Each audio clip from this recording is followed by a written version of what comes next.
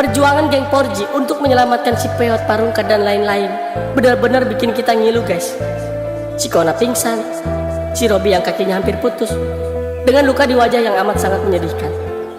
Biar bagaimanapun dia sosok panutan gua, instingnya tajam banget. Coba kalau dia kagak ada, mungkin kita semua udah tumbang sama si Karto psikopet itu. Karena segala sesuatunya yang udah si Karto rancang, kita semua nggak ada yang nyadar kalau bahayanya ngadepin orang kayak si Karto itu kudu harus pakai insting yang mateng, nggak aja sekedar pakai nyali. Dan ini man of the match kita kali ini. Wildan, anak usia 10 tahun yang keberaniannya setara sama orang dewasa, akalnya cukup cerdik. Dengan dia minta bantuan ibu gua buat antar ke kantor polisi, dan akhirnya kasus bisa diselesaikan. Dan yang paling bikin gua tercengang, dia sampai minta sama ibu gua ngeracikin obat bius dosis tinggi yang dirakit jadi peluru ketapel. Saat-saat genting dia datang di waktu yang tepat dan sangat akurat.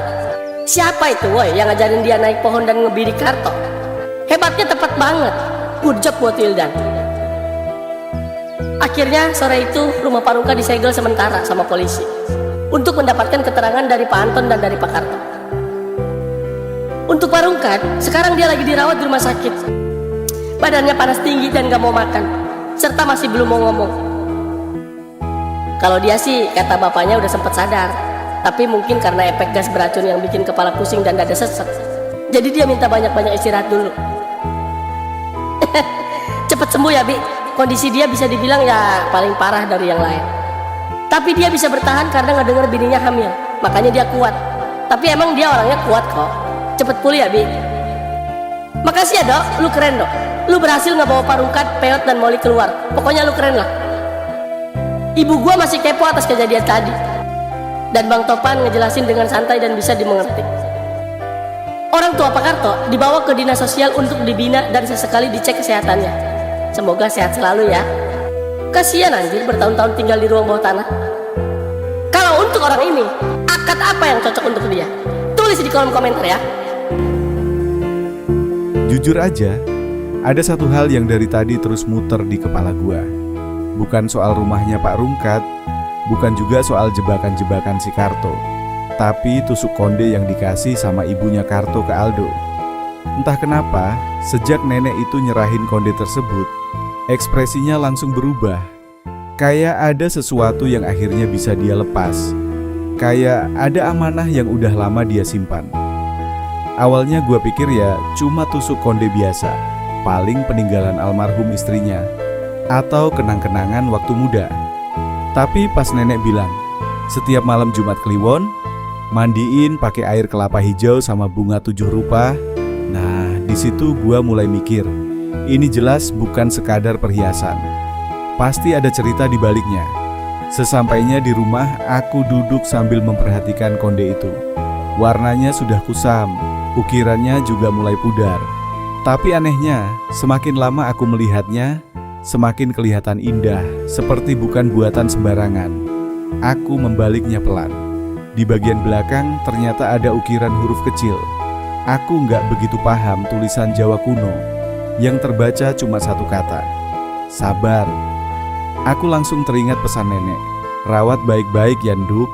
Besok paginya, gua mampir ke rumah Pak Rungkat, sekalian nengok kondisi dia. Ternyata Aldo lagi duduk sendirian di teras. Konde itu masih di tangannya. Gimana? Tidur semalam? Aldo malah senyum tipis. Bang, aku mimpi ketemu nenek. Gua langsung berhenti minum. Hah? Iya, nenek cuma senyum, terus bilang makasih. Gua ketawa kecil. Mungkin karena lu kepikiran terus. Aldo juga ikut ketawa. Iya kali ya. Tapi entah kenapa, dalam hati gua masih penasaran. Siang harinya, gua ngajak Dot buat nemuin salah satu sesepuh kampung. Bukan karena percaya mistis, tapi siapa tahu beliau tahu asal-usul konde itu. Begitu melihat konde tersebut, beliau langsung diam, lama banget. Terus beliau bilang, pelan, ini konde tua. Dulu biasanya diwariskan turun-temurun. Bukan karena ada kesaktiannya, tapi karena jadi simbol. Simbol perempuan yang menjaga keluarganya. Aku sama Dot langsung saling pandang. Berarti nenek cuma pengen kenangan keluarganya tetap dijaga? Beliau mengangguk, mungkin begitu. Baru saat itu gua sadar, Selama ini kami terlalu sering menghubungkan semua hal dengan sesuatu yang menyeramkan. Padahal belum tentu.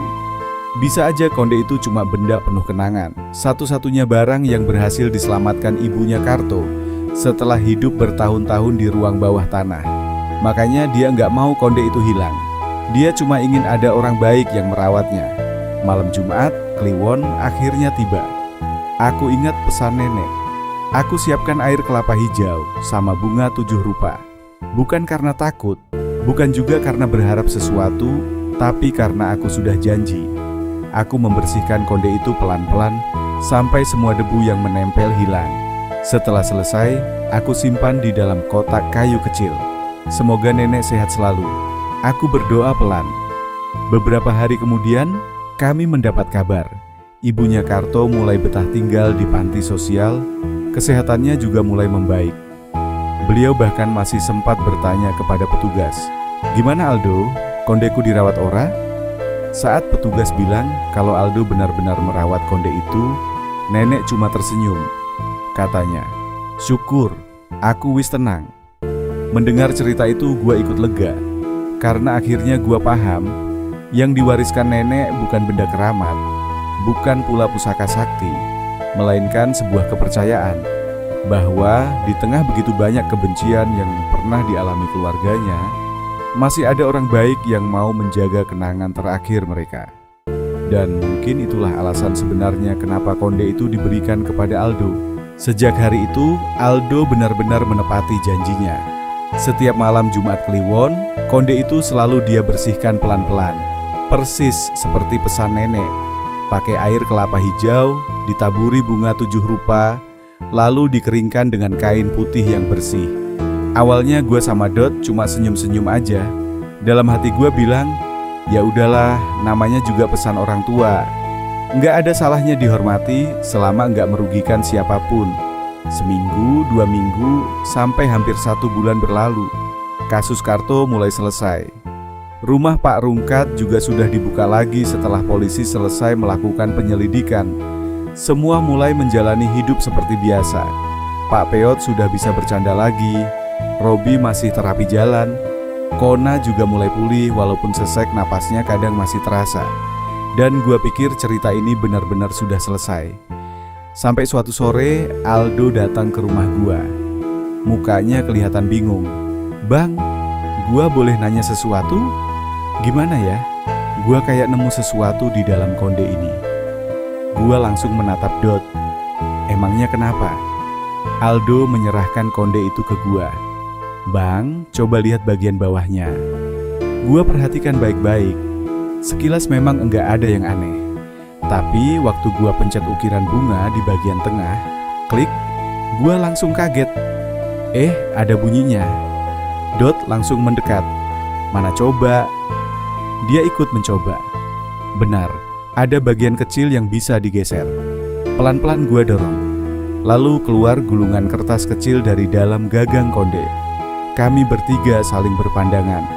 Gila, ternyata konde ini ada tempat rahasianya. Kertas itu sudah menguning, hampir rapuh. Gua buka pelan-pelan supaya enggak sobek. Isinya bukan surat, bukan juga uang, melainkan sebuah gambar, seperti denah.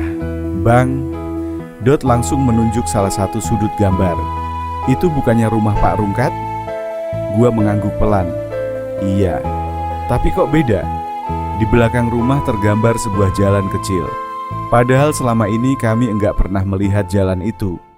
Di ujung gambar ada satu tanda silang merah. Di bawahnya tertulis tulisan tangan yang mulai pudar. "Warisan keluarga."